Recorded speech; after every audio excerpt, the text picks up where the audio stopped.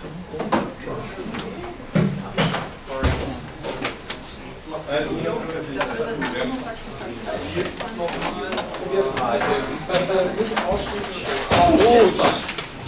nur zu doof war.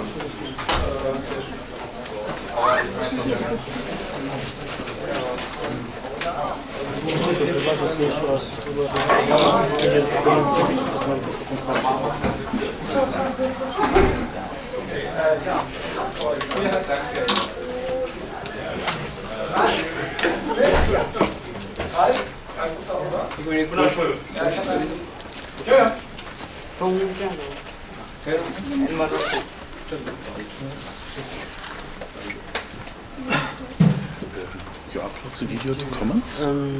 That's not mine. Yeah.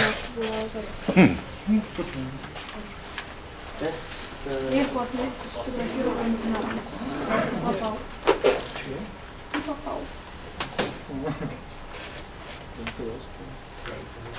Yeah.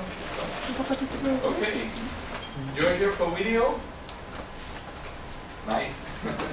Unfortunately, the projector does not work. But that's not a problem. I mean, I've got a big screen. No, I don't know if you want to come closer, maybe. There's power over here as well, so feel free to sit behind me as well, if you want to use the power. I'd like to talk about WikiTV, which is maybe a bad name, because it's not about doing a TV broadcast or TV, I mean like a news program or something, but it's about bringing video to the Wikimedia projects and to the Wikimedia community. I use my presentation anyway, because it's like my notes.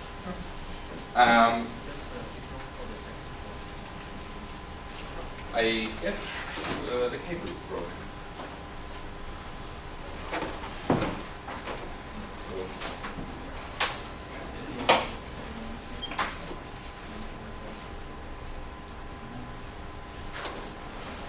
I tried it, I thought maybe just the color is missing or so, but it doesn't work.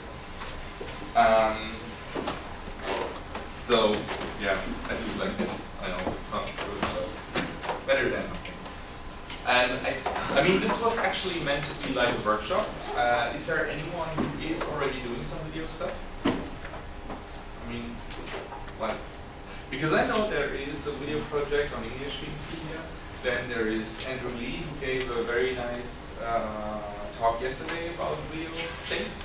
He was more focusing on like how we should, I mean, how we can get people to make videos with very simple equipment, not knowing how to make good videos. And, like there are some methods how you teach them what kind of different shots you can do. Okay, let's see. Can you do it with just phone technology? Well, basically, yes, we can do. The point is, my goal was to bring together the different video teams we have. There is also, I heard that the Czech guys made some videos about the national parks in their country, things like that. Because I think that we would need like an international video project which works together. But to get to that point, let me go through some basic stuff. When I talk about video on Wikipedia, there are different type of things I'm thinking about. One thing is we have conferences, events like this, we just want to document because we have people who were not here, or we have people who want to check later what has happened and so on. That might be that we have talks or discussions which might have an impact, a long-term impact. I remember like Wikimedia conferences, we have hard discussions, we video them so we can provide people later with the opinions and all the stuff that has been said to better understand why did they come up with this kind of decision, for instance. Or we have interesting talks, or we have just offline activities of our community, like the biology group, going out, having a camp on a weekend, and we just make a nice, interesting video out of it. It doesn't have so much information, it's more like, it's nice to watch, nice to see what they have done, and that they are active, and so on. Things like that. Then we have contemporary witnesses. We've done this at least once in Germany, that we had some older guy, journalist, who happened to work in the state government as a journalist for so many years, knowing all the prime ministers in that state, and we were talking to them. Olaf is over there, he was organizing this and doing the interview. So he was really talking to this guy for 1.5 hours about every single prime minister we had in that state, and that guy just gave amazing background information and so on.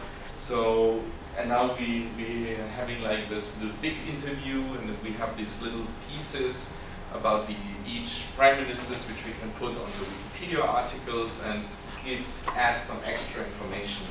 Is that kind of original research? I don't know, I would consider this guy to be a source. I don't know. This is maybe a discussion that will be a result of us doing more video.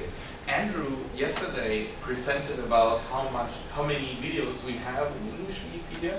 We have actually like 4,000 videos, which is less than 1% of the articles having videos. And I remember, I'm a Wikipedian since 2004, when we discussed at some point that we need more pictures. My personal opinion is that today we have a lot of very good photographers. They are taking a lot of pictures. I think we have a lot of pictures. We still have some white areas, white spots in Wikipedia, but I wouldn't consider this as a problem. I don't think like we need more photographers or something like that. It's always good to have, but it's nothing that we have to take care about or like actively find. But with video, this is, I guess, the next step to do. And what Andrew showed yesterday, it's quite interesting because he's a professor in journalism. I'm the tech guy. I'm just interested in like, yeah, I like this, doing the videos because I like the technology things. I struggle with, okay, and now I have all this video footage, how do I make an interesting looking video out of it? And this is where Andrew comes in, and that's what he was talking yesterday about. Visual literacy, he told us it's very easy to watch a video, but it's very hard to make it. With the photo, it's different. It's still harder to make it than to look at it, but I think the gap is not that big. But making a good video takes a lot more effort. And yeah, but now I have to bring that back together to keep on track a bit. Yeah, so we have these, we have the stuff we want to put into the Wikipedia articles, like as sources, references. We have this other offline stuff we do for ourselves within the community, and the interviews things to get information in from other people. That can be both. For instance, last year we had the chapter selected photo seats. Somebody remembers that? So if you're active in a chapter, Günther, great, you're coming. Because I was just saying, yeah, who is into video here, and nobody raised his hand and said, oh, that's a pity, because it was meant to be like a workshop. Let's talk about video together, not meet talking about something and the rest of just listening. Sure, I'll say whatever you want me to say. No, I tried to find the connection to Andrew's talk yesterday. Have you been to Andrew's talk? No, but I've heard Andrew talk about video several times. It was really good. And we have quite a different perspective because he's a journalist, I'm the tech guy. I like filming with the camera, and he knows what shots you have to make and how to combine together to get something which looks good. And I was just talking about what WikiTV for me means, and I have realized that it's a bad name actually, because I'm not talking about TV, not about broadcast or news or something, but like interviews, contemporary witnesses, documenting Wikimedia internal activities, doing the interviews. One example was that the chapters can select 2 board members of the Board of Trustees of the Wikimedia Foundation, and we had that situation last year, and we had, I think, 6 or 8 candidates, and I sent them a request, please send me a 1-minute video taken with your cell phone, whatever, and for 2 or 3 of them I did it because I met them physically, and they said, oh, I don't know how to do it. So in the end, I think we had from all of them, or from all except one, I'm not sure, we had short videos introducing themselves from all of them, and then with a few, unfortunately, we don't have enough resources. I mean, enough people who are into this helping. We started transcribing the videos, so we had the text, could make subtitles, and then translate the subtitles. Things like that. So perhaps if the goal is to make this more of a workshop, maybe just having everybody introduce themselves, because I don't know. I know Victor, but I don't know many people here. Please So start. I can start. I'm Rob Lampier. I work for the foundation, managing, among other things, the new multimedia team that we're in the process of hiring. So I guess from that perspective, I am working on video stuff, but it's very early days. So We will need you, because I have got a project proposal in like 2 slides or so. I just have like 8 slides. Yeah. Okay. So. I'm Daniel Case. I'm from sometimes involved with you. What? Yeah. I saw your face so many times. And but, 4 years ago in Berlin. bring together name and face. Yes. And I'm sometimes involved with Wikimedia New York City. And last year after Wikimedia, I decided to start making some videos for articles myself, and I've done a few, and they are in said articles. So I'm in that way involved with video. Very good. We need more people like you. Exactly.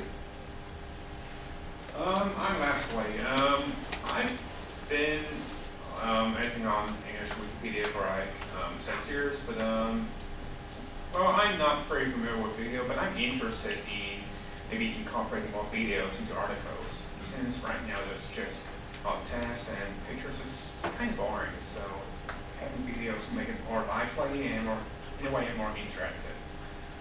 So that's why I'm here, just so we guys have to talk about. Thank you.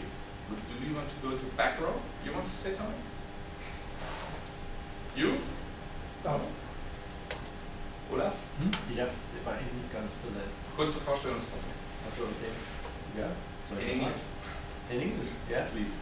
Please. My name is Olaf Kosinski. I'm coming from Germany, and in the German Wikipedia, I'm the organizer, project manager of the project Wikipedia in Parliament. We go in the German state parliaments and photograph and interview the members of the parliament or the government to make photos from parliament, because before we are going in the parliament, probably 90% of the members, they have no photos. After the project, 90% have a photo, a good photo, 100%. nearly 100%. And the last time we are not making a lot of photos, we are making videos. We invite the members, was a good idea in Sweden, they made it, and we invite the members, and nearly 50% made a small statement, 20 seconds, 1 minute, 2 minutes, and a camera, and it's very good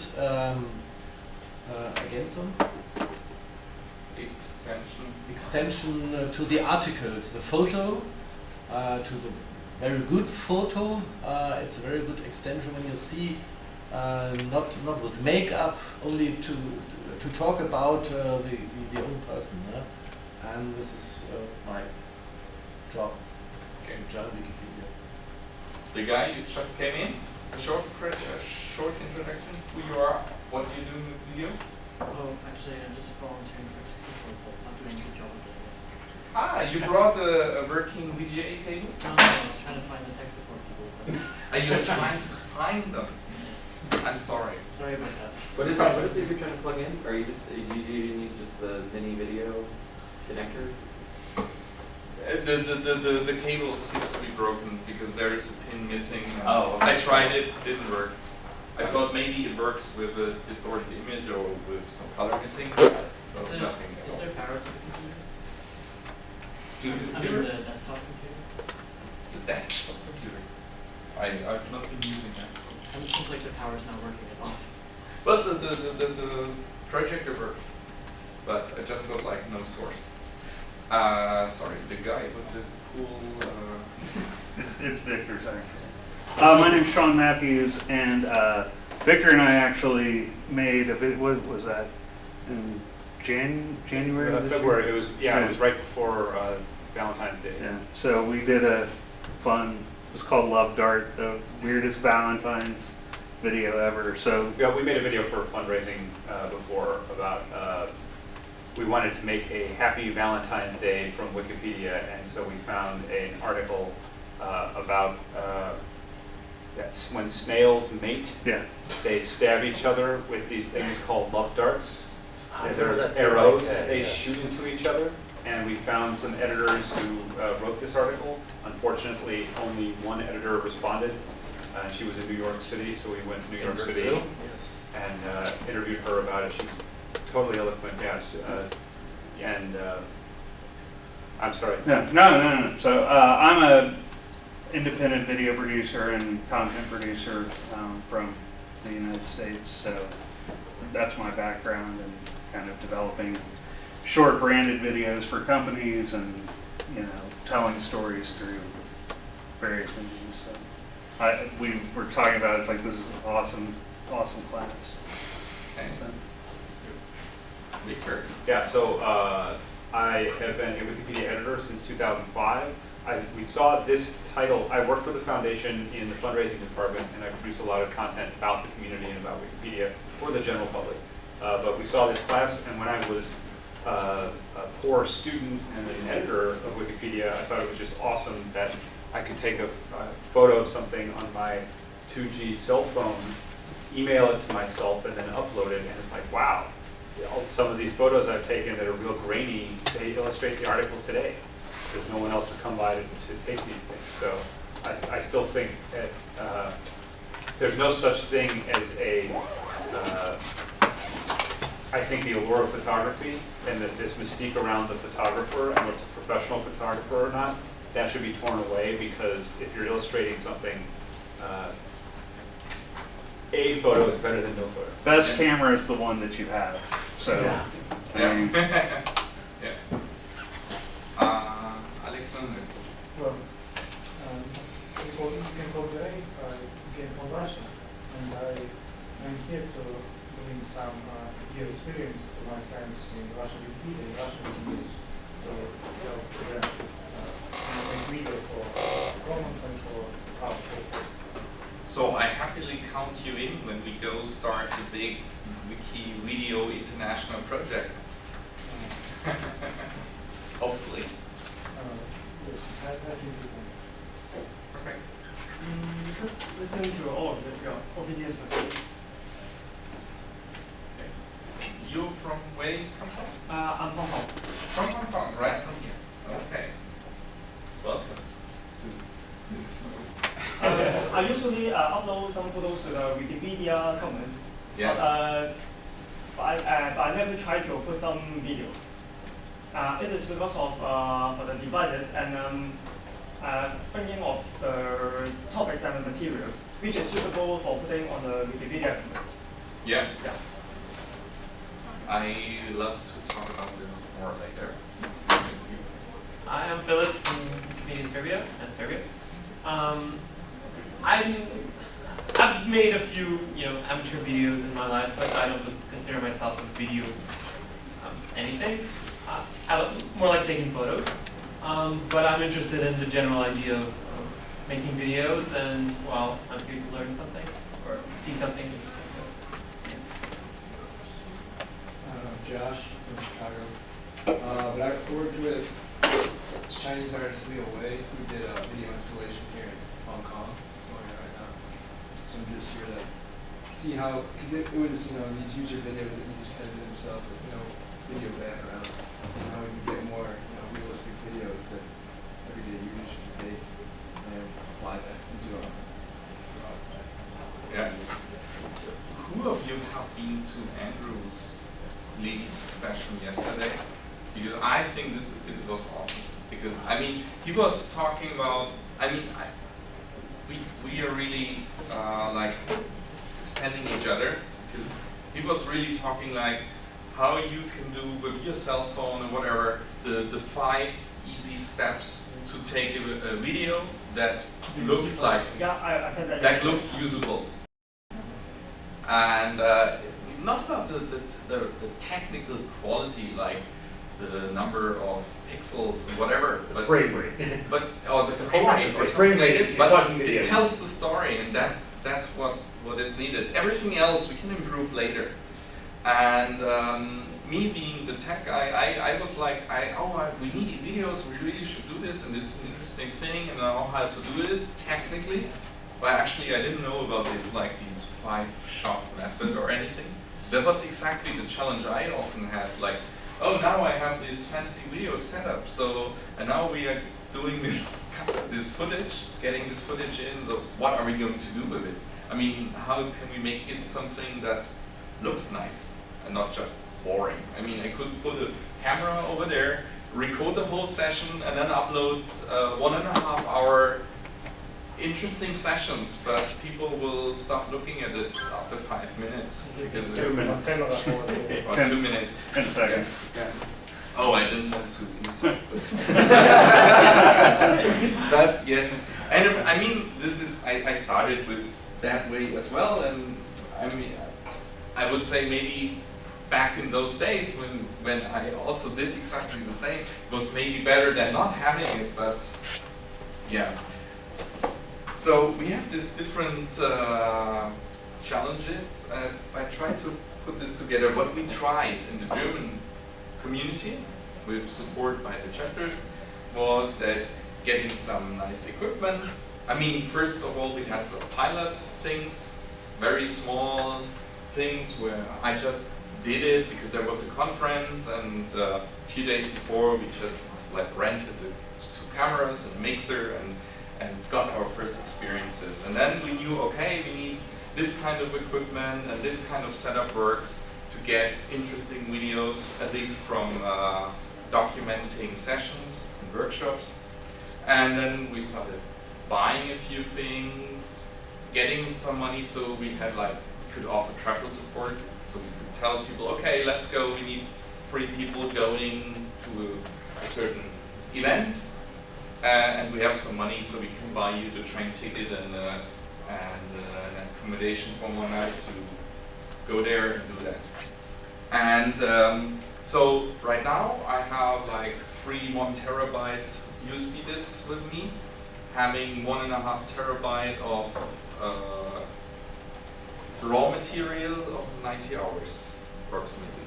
So what I'm going to do, there are already maybe 50 videos on comments, but that was hard work, and the majority of the stuff is still my USB disks. We could do way more. And just the video we did with this journalist I talked about earlier, which Olaf organized, this 1.5 hour video, I already spent several days in editing and doing the stuff, and still not yet ready. And we did this in March. And so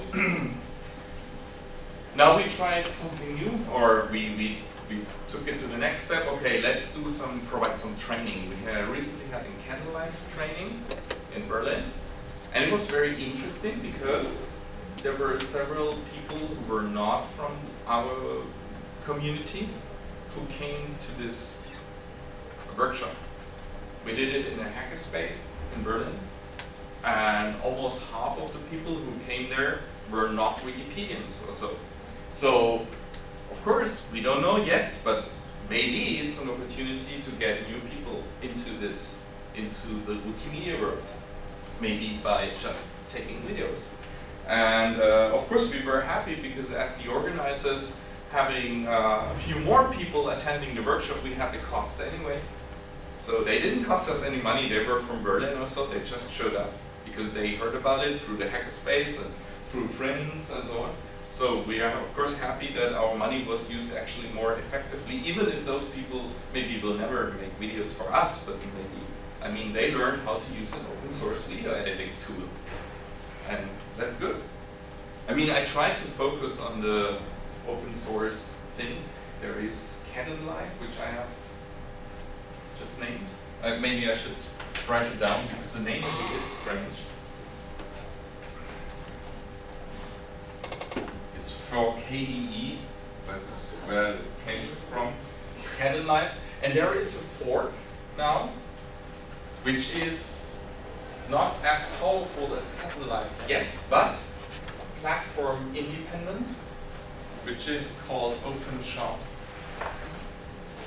I haven't worked yet with OpenShot because on my Linux distribution this is still a beta, and I simply didn't want to install all those beta packages yet, but as soon as it is available as a stable package, I will try to use it. So these are kind of forks.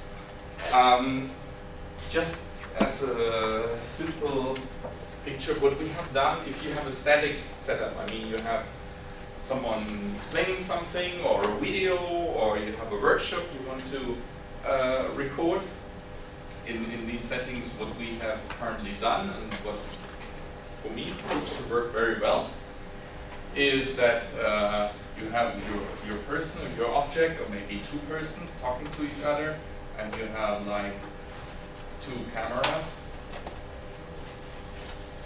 I have this here, but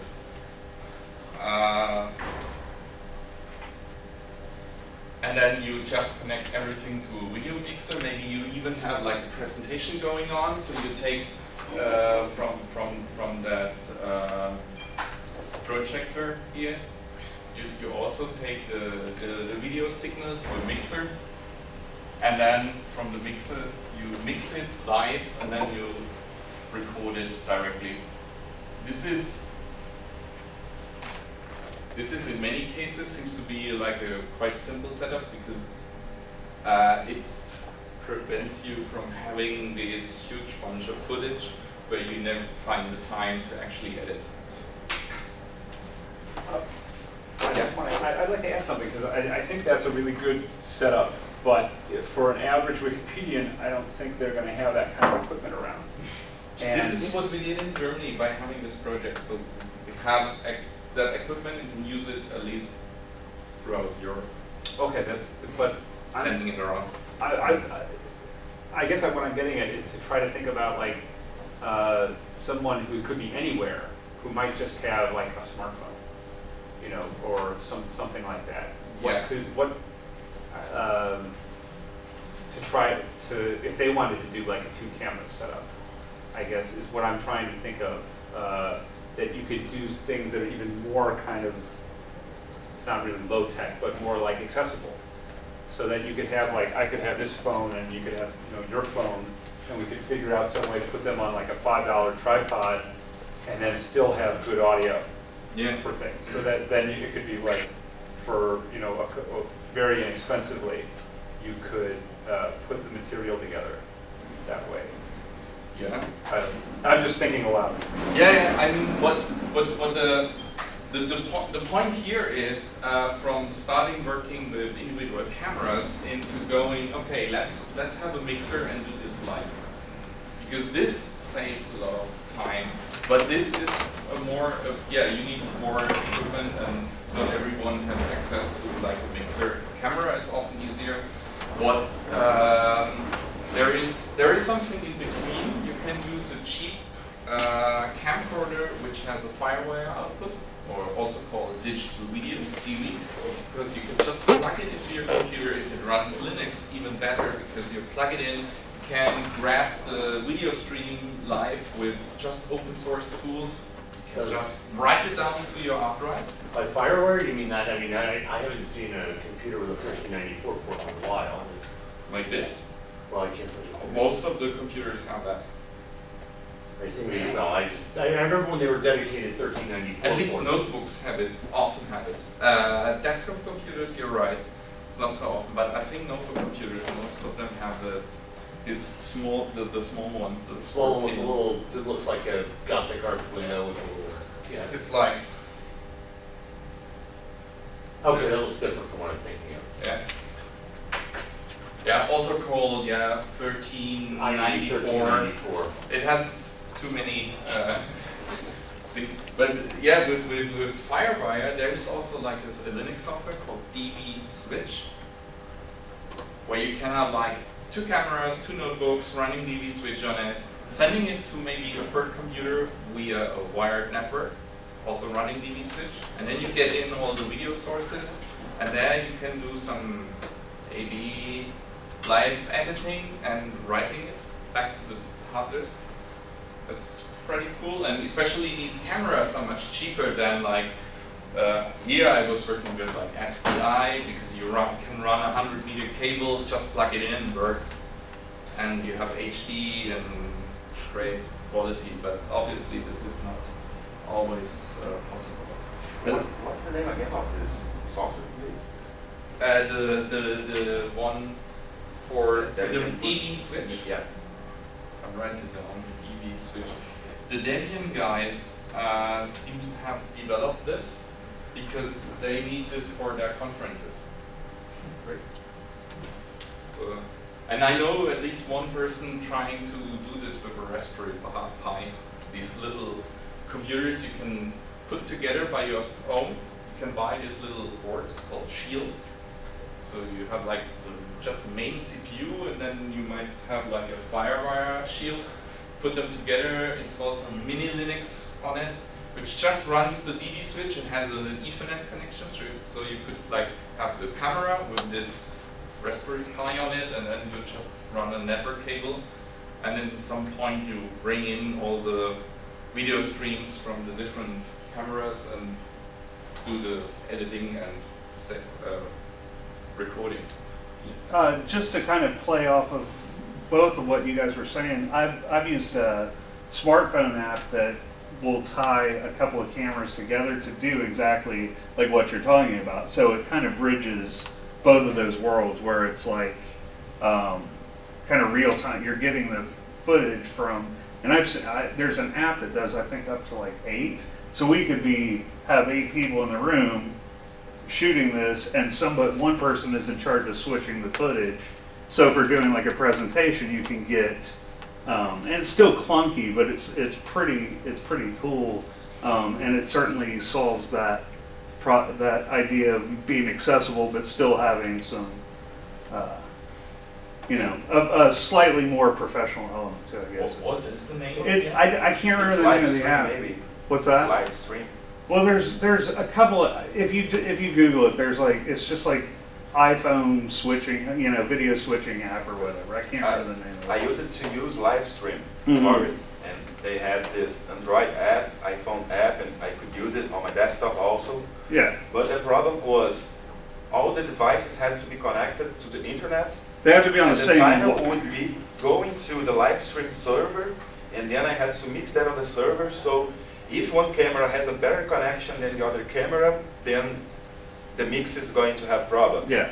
And also, live stream is not free software, and now they are charging you to use it. So they had this problem, like, I don't know if the US you would have this problem, but in Brazil we really have this connection problem. So I would better use something that is my local network and just the mixer going out and not everybody going out, then back to mixer and out again. So the app that I know has this architecture that for places that don't have this great connection wouldn't work very well. So unfortunately, we are running out of time because the workshops are always too short. And I would have loved to do this more extensively because this technical exchange of experience is quite interesting. Maybe let me get to another point and then wrap up as soon as possible, so we might have some more minutes to go on discussing. The challenges I have identified so far from the experiences we gathered was, first of all, finding people interested in doing actually video. I mean, in the German Wikipedia, we have set up this project, called it WikiTV, being it a good name or not, and have a mailing list and advertised it and have a wiki page and doing this as a project and get some support from the chapter and so on. And there were actually several people signing up on the mailing list and saying, this is a great project, but so far, the first people who were not me editing video footage, I met at this video editing workshop.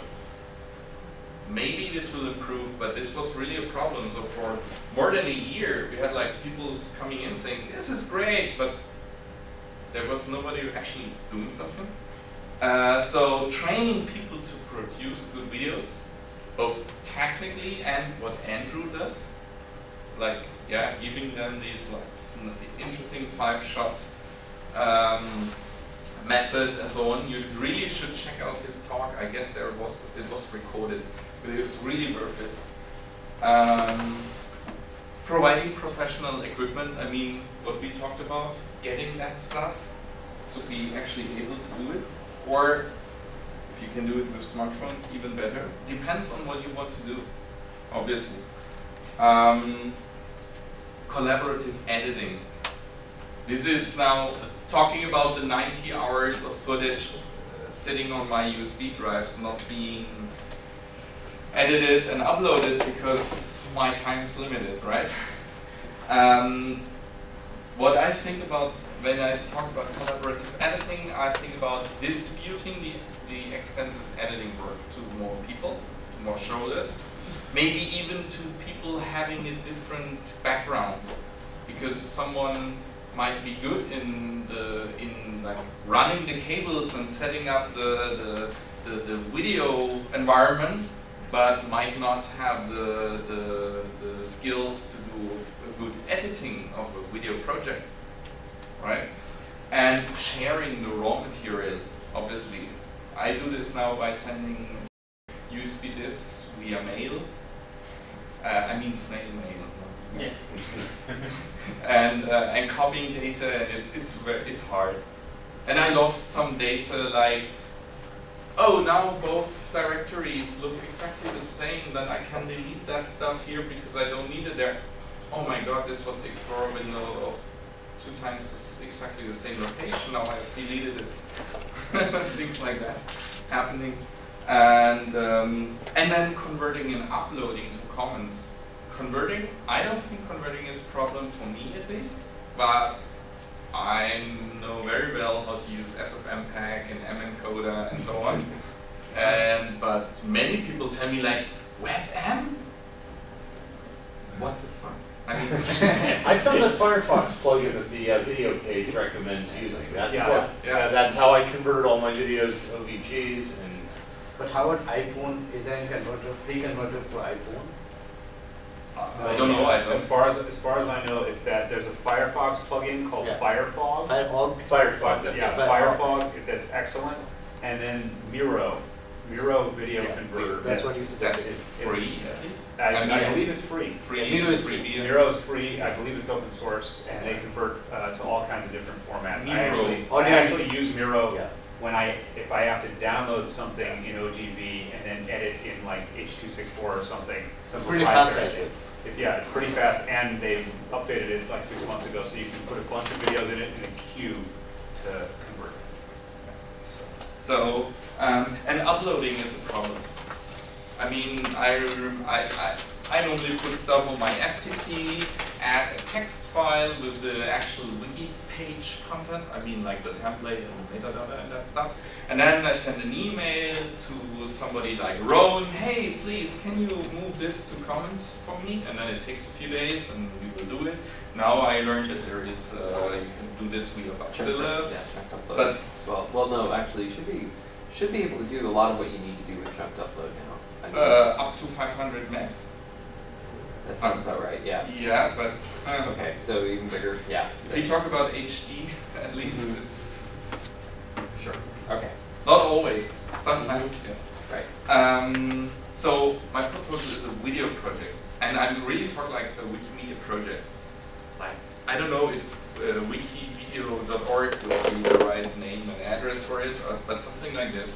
Because I want to bring together these people out of the niches working somewhere in Wikipedia that nobody finds them, to a central project where they can work together on a video project. So the wiki pages will be used to plan video projects. Like, we are going to the State Department and talk to this guy. Okay, there is a group of people discussing what questions to be asked. There is maybe somebody putting together, okay, the list of equipment we need and so things like that. So we can do this on a wiki page where it's, yeah, and can bring in more the people together to join forces. Well, one thing that I sort of started doing on my own is, and can I think easily be done, without too much, need for editing skill. The very first video I took, at least as far as working in sets, the very first video I took was on the way back from driving home from Wikimania last year. I lived within about 300 kilometers driving distance from Washington, so on the way home, my son was playing with his camcorder in the seat next to me, and as we were driving through a tunnel the McHenry Tunnel north of Baltimore, he was holding it and said, "Uncle, why don't you take," I realized we could take a video of the tunnel and put it in the article. So we did. So I've been interested in the idea first, at least, of taking videos of particular roads that we have articles on.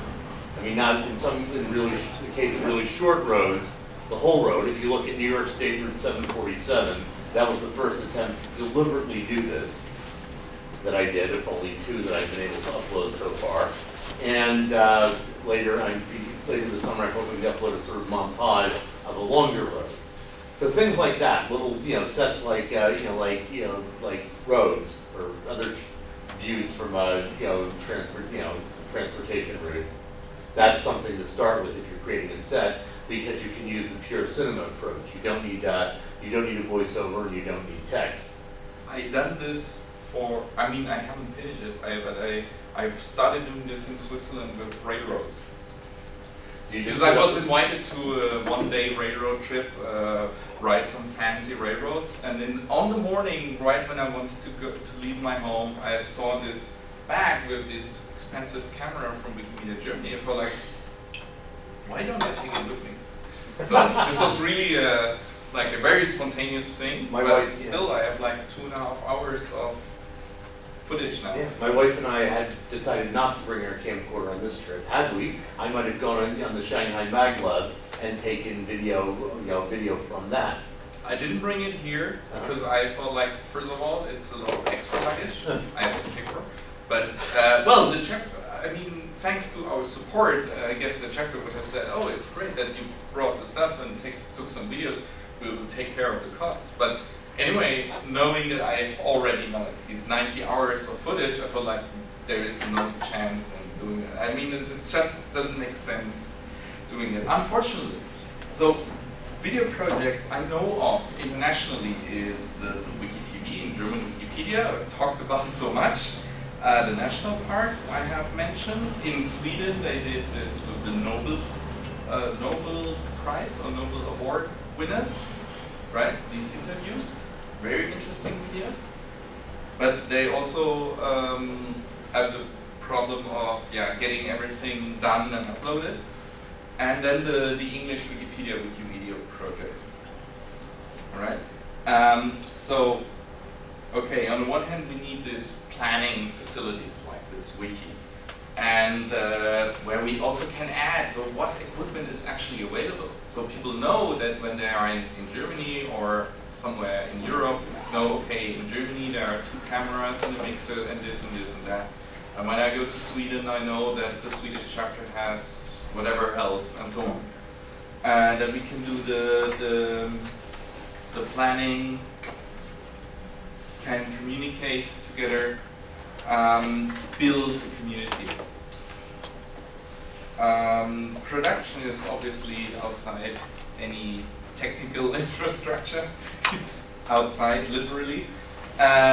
Stage 3, editing. I have an idea of setting up a server where we upload our raw material right after we shot it in the original format. On this, the server will produce automatically, like it's called proxy clips on Candlelight. I guess also on other editing software tools.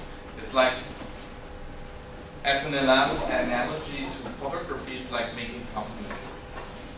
So it down converts the video to smaller video, but with this simpler specifications. So you can later download it, work on it on Candlelight, and Candlelight will only say, okay, this is the video named Fubar, or these free video timelines you have done all the stuff, all your effects and everything, and Candlelight will just save like a text file where all the operations are in. And then you upload this Candlelight file to the server again, and it is already done in Candlelight. The user interface and the actual renderer are 2 different projects. So let me get this, the edit decision list is on Live. That's an EDL, an edit decision list. So it's basically all the time code. This is where you cut, this is where you cut. Yeah, it's just a text file, essentially. That's what the Candlelight file is, right? Okay, and so that it produces that. I've spoken with people at the foundation. I think, Rob, I might have spoken with you about this, was the process of, it's a legal question of uploading, if you were to upload proprietary formats like MP4, H.264, things like that, and then if they were to be converted on Wikimedia servers. Like that's a question that would mean that the Wikimedia Foundation would have to actually buy a license for those formats to be able to do it. So it's a legal department question. I just wanted to fill that in. Okay.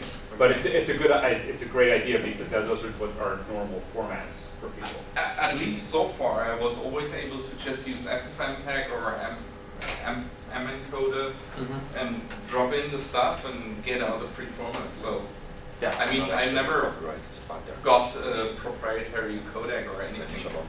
So you had a proprietary codec. It's H.264 is a proprietary codec, and the implementation can be still open source. It's a GPL implementation, but at least in the United States, there are software patents that there are patent holders who purport to have the exclusive rights to distribute encoders, and the terms that they, encoders and decoders, and the terms that they impose on those are decidedly not open source.